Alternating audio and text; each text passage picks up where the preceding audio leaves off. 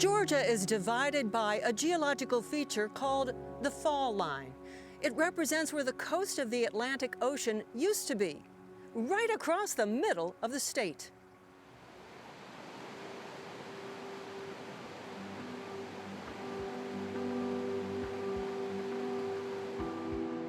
Some of the prettiest places in Georgia are on the fall line. This is where the ocean used to be millions of years ago. Above that line is the hard rock of the Piedmont. It is the breaking point between the sandy soil of a former coastline and the rocky terrain of an old continent. As a result, waterfalls and rapids formed where the hard rock falls out to the sandy soil of what is now known as Georgia's coastal plain. The fall line is one of the most important landforms in Georgia and elsewhere in the southeast, simply because it represents a change in topography, a change in geologic history, and it also served as a barrier for the inland movement of settlers, so that they were going up rivers like the Savannah River or the Chattahoochee, and they could get up as far as the falls, and then that's where they had to stop and establish cities. So we've got cities like Augusta and Macon and Columbus in Georgia, and then further up along the coast all the way to the Falls of the Potomac, which is part of the fall line as well. Let's take it back even further in time. Millions of years before the fall line formed, the continents collided and created one large landmass known as Pangaea. At one time, Georgia was connected to Africa. 250 million years ago, Africa, South America, and North America collided in what we call a tectonic collision, a compressive plate boundary, and that caused the mountains that we know of the Appalachians to form. So 250 million years ago, this tectonic boundary formed, crunched these continental plates all together in one big gigantic collision, and Appalachian mountains rose. They were as large as the Himalayas at the time. Then, over millions of years, the continents pulled apart and the Atlantic Ocean formed. It's been getting wider and wider ever since. Think about it. Ocean waves were crashing in the middle of Georgia. This is a rib bone from an ancient animal that is related to the modern dugong. And the dugong is like a manatee, only they're found now in Asia. And this came from the town of Tynnell, which is near Sandersville, Georgia. So it's right on the fall line. And this limestone is probably on the order of 40 million years old. The microfossils in it tell us that it was certainly a marine deposit. So the ocean stood where Sandersville is now. And the whole state has been uplifted gradually since that deposition occurred. The reason the dugong bone is interesting is because this is a modern animal, the dugong, that lives now only in tropical environments in Asia. But there was a time in Earth's history, say 40, 45 million years ago, when dugongs were living in Washington County, Georgia. When the water eventually receded, everything below the fall line was sandy soil. There are even sand hills that remain from the former coast. Almost every reptile has got unique patterns. Even the markings on his belly are pretty. Oh, yeah. Biologists like John Jensen work hard to protect this unique ecosystem and the critters that call it home, like this pine snake. But, so tell me about this snake. Like, what are the features about it that are kind of unique? It's a subspecies that's endemic to the coastal plain, so it's only found in sandy soils. You know, we're right on the fall line, Sandhills here. Once you reach the fall line, the exact fall line where it switches over to the Piedmont, where you get clay soils and rocky soils, these and many other reptiles and amphibians do not cross an inch over it because it's just not suitable soil. These are burrowing species. They need to get underground, and you can just see, it's so easy to just dig in here. And so what does he burrow with? His head? Yeah, they've got a very pointed snout and enlarged what's called a rostral scute, the very tip scale there, and they just drill with it down into the ground. Yeah, I can see it's like one little scale. It almost looks like a nose. Right. And that's what he uses? Mm-hmm. I mean, the markings are so beautiful. And they're very unusual compared to our other snake species in Georgia in that the pattern actually changes from head to tail. You've got a pretty mottled, darker pattern here, and then it lightens up, and then you get these real regular cinnamon-colored blotches towards the tail. And this is not the only guy you're trying to protect. Oh, there's countless numbers of animals and plants in this ecosystem that benefit from it. Gopher tortoises, I'm a reptile and amphibian guy, so gopher tortoises, pine snakes, gopher frogs, striped newts, all these things are either listed or being petitioned or candidates for federal listing.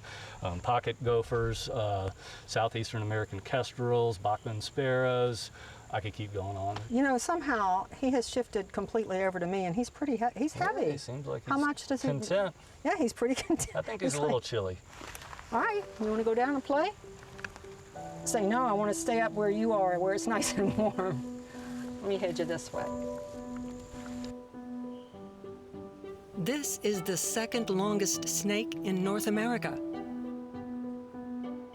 The biggest threat to its future is loss of habitat. No sand, no snake. Many of the creatures that live in this ecosystem are at risk for the same reason, and they depend on each other. This little fellow digs burrows that are used by the snake. You rarely see pocket gophers, and this is why. He is underground in minutes. So the gopher provides a place for the snake to hang out, and sometimes becomes the snake's dinner.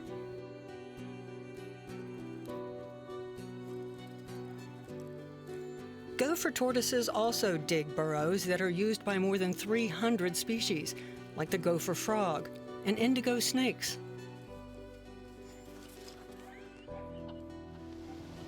This tortoise is the state reptile of Georgia, but it is threatened by a loss of habitat. It's one reason biologist Nathan Klaus devotes his career to restoring the Sandhills. How long did it take for this little longleaf pine to get this big? That one is probably about 6 or 7 years. So Get out of here. yeah. They grow slow in the sandhills. Everything's different in the sandhills. If this was growing in good dirt, that would probably be about a 2 to 3 year old tree. Man. But everything is in slow motion here, which can be frustrating when you're trying to save the world or at least save the wildlife like I'm trying to do. The goal is to establish a longleaf pine forest in the Sandhills, and if that happens, all the critters will have a home. So what's behind us here is several steps down the road towards restoration. It already has a lot of the rare species in it. It's got the pine snakes, it's got the southeastern kestrels, it's got Bachman sparrows, it's got a whole bunch of rare species here. On this side, we're just beginning the process. And so it looks ugly. It's It does look ugly. I'll grant thanks you for that. I'll be the first one to admit it. It's rough.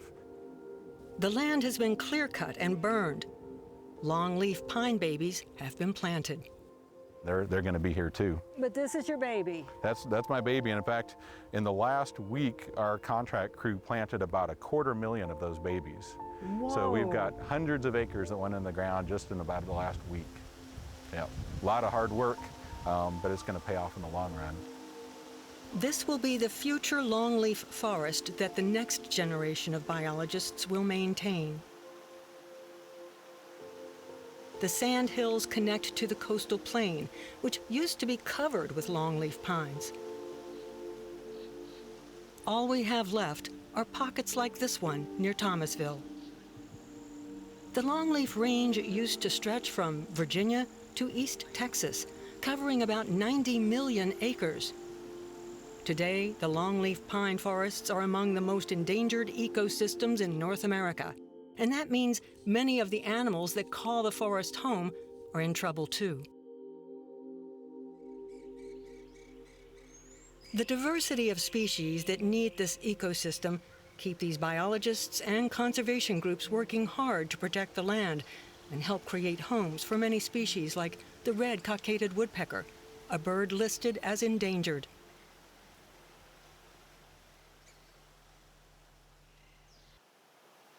Today, we find yet another reason to take care of the sandhill ecosystem.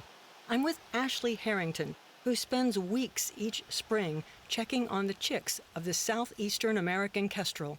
What is that? This is a peeper, so we can raise this up and put it in the box and see what's in there without having to get that ladder out and put on the pole every time. So you can peep with this. You've got the monitor. I've got the monitor, so I'll be able to. So when we go to the box, I'll put this in there and you'll be able to see what's in that box with the peeper. Okay.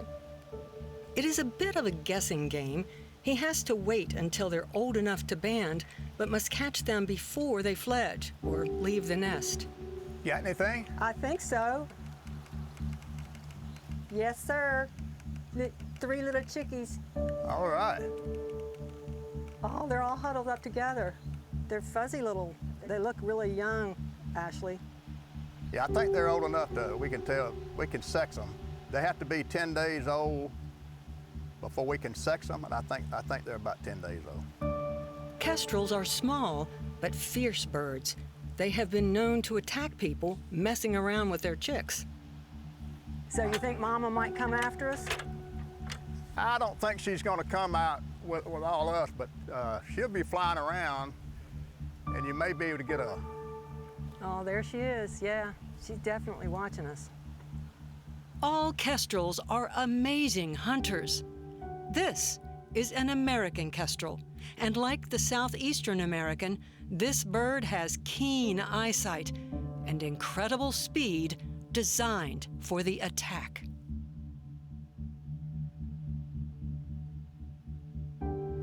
Birds secured in bags, Ashley and I can now take a closer look. That's a little female there. Oh, look at that little nudgy. Yeah, these are great. They're not trying to claw me or bite me or... This is another female. Well, this is an all-female brood here. Nothing wrong with that. We occasionally get a chick that we banded, and we can look on our database and see what nest box it came out of and what year it hatched. That's why we do that. And you may have a chick here and find it later and like 2 counties away going over toward Fort Benning or something. Yeah. And we'll know that it was hatched here. We're in the sandhills left behind when the ocean retreated millions of years ago. This wildlife management area is close to Butler, Georgia, but it feels like the middle of nowhere. Our makeshift lab, the tailgate of a pickup truck.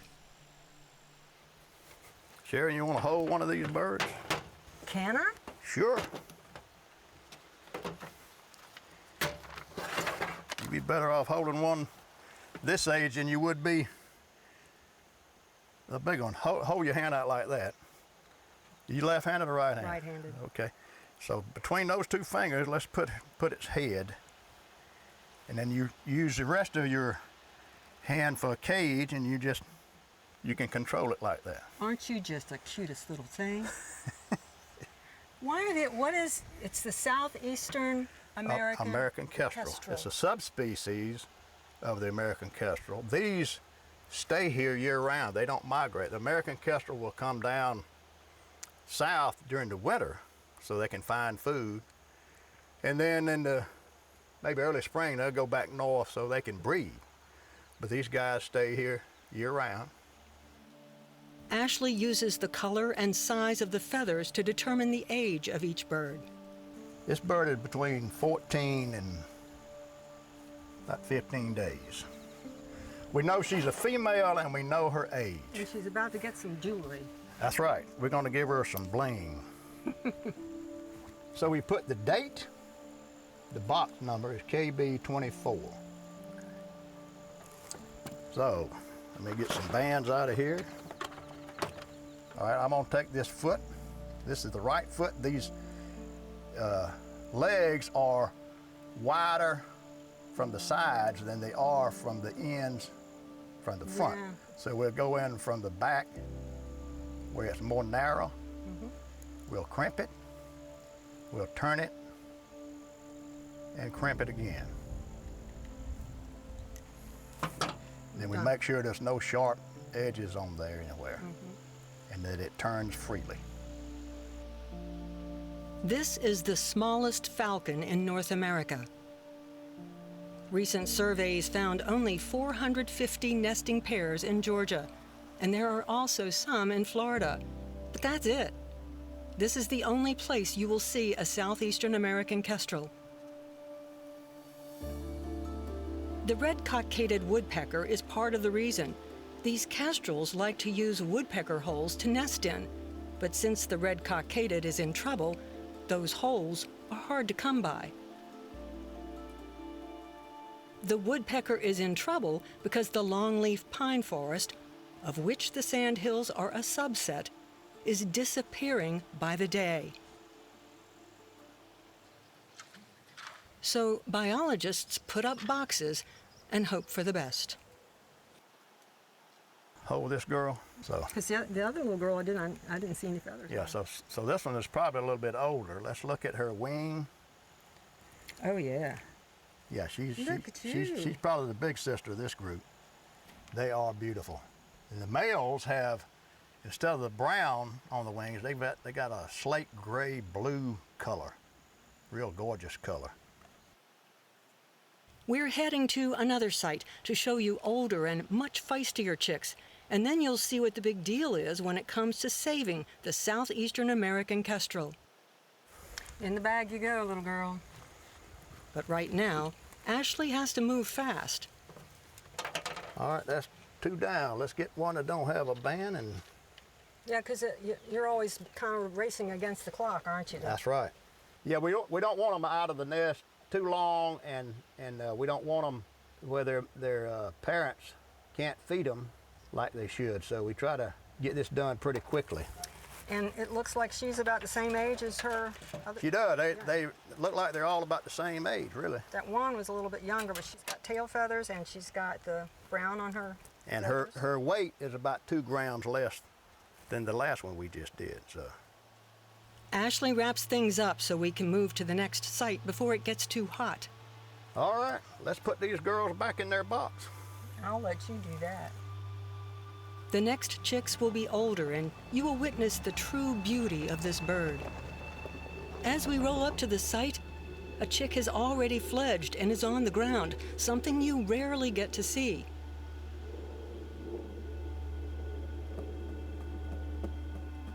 State biologist Nathan Klaus uses his shirt to trap the chick.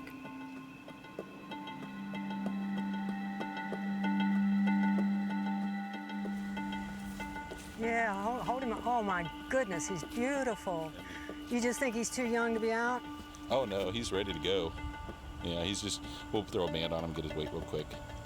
Look And at he's ready to you. go. You can see though, They're beautiful. they're really a sitting duck when they're in this stage. Yeah. I mean, you can't fly, you're just running around on the ground. I mean, a fox or a dog or a cat or Yeah. anything can easily make a little meal out of him. Meanwhile, Ashley is back up at a box. We got birds in the box still. He monitors close to 200 of these boxes each year, climbing, checking, then eventually banding the chicks. I'm surprised they're not squawking at you. Whew, that's a stinky box. it's got katydid legs and God knows what else in there. You can tell the sex of these kestrels by the wings.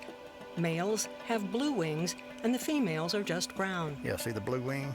Oh yeah, I see what you're talking about now. Yeah. Pretty bird. We'll ban him first, okay? Before we begin the banding, I want you to see the bird, up close and vocal.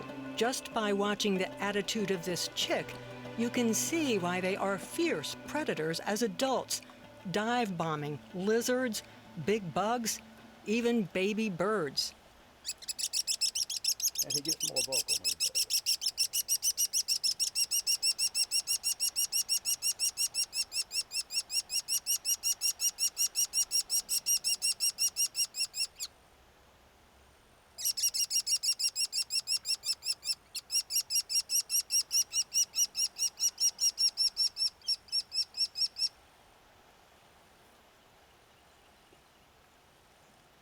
What a beautiful bird.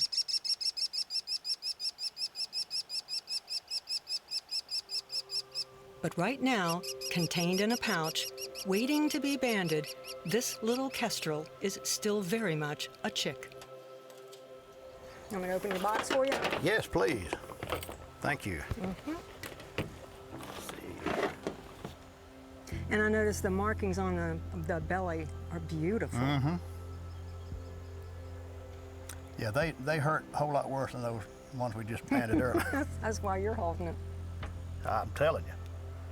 Like I said, I usually wind up being bloody when this, Yeah, there see you that? go. Ashley starts banding the birds. We have 3 males and 1 female. All right, if you'll hold this bird, Sure will. I'll put its number down here. Keeping track of the weight is extremely important.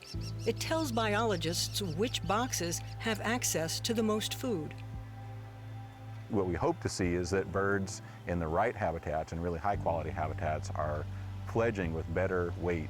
They're at a certain age, they're heavier than a bird that's in not as good a habitat. And so we're using that to get an insight into the health of these birds and hopefully using that to be able to place nest boxes better. So we can put the nest boxes where they need to be, where the kestrels will fledge and be more successful, rather than us putting kestrel boxes in places where they're maybe barely able to get by. There's still a lot we don't know about the southeastern American kestrel. How, when, and where do they mate? But they have learned a valuable lesson about the chicks. We actually followed these chicks as they journeyed to nearby creeks, typically where a spring is, where the brush is really thick. And those chicks would huddle down and spend a week or better down near those springs, being fed by the parents in thick cover where nothing could really get to them, where they were pretty safe from predators, where there's water nearby, while they got their strength and got their bearings and kind of figured out how to be a kestrel. She said girls can sing too. Oh yeah, turn it around. Can you turn it around so that you can get that? Look at that. Beautiful wing. I know you're mad.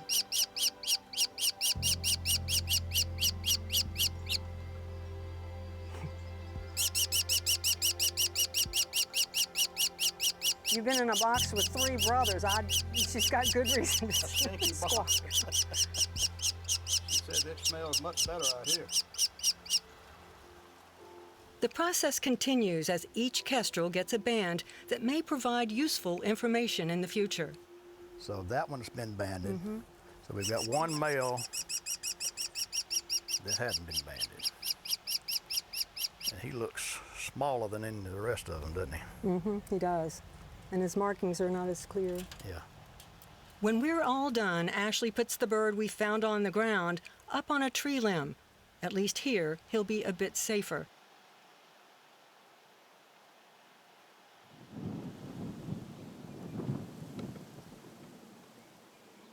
Ashley puts the other birds back in the box and brings me a gift. Some of the stuff on the bottom of that box. So we got a lizard tail. Yes. We've got katydid wings, katydid legs, and what they don't digest, they'll regurgitate as a pellet. This looks like a beetle and part of a pellet. Which is why it smells so nice in there. That's right. If you haven't already figured it out, Ashley Harrington loves these birds. I know how passionate you are about these birds. Is it because you've discovered they've got different personalities? They do have different personalities, and that's one of the things that I like about it so much. You don't never know how the bird is going to act when you get to the box.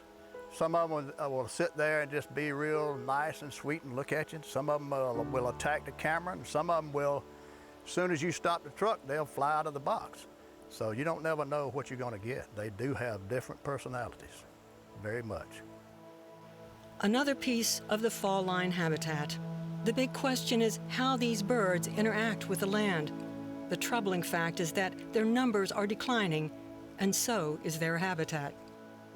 They're an integral part of the longleaf forest. They're something you don't get anywhere else, really. And not only that, they're part of a very specialized subset of the longleaf forest, the Sandhills. When you've got kestrels, you know you've got a piece of the ecosystem that's missing from a lot of places. So it's a relic, it's a piece of that greater longleaf ecosystem that's still here. We do what we can to try to save it and keep it here for future generations, and to keep the forest healthy and have the world a place that's, you know, full of beauty and kestrels.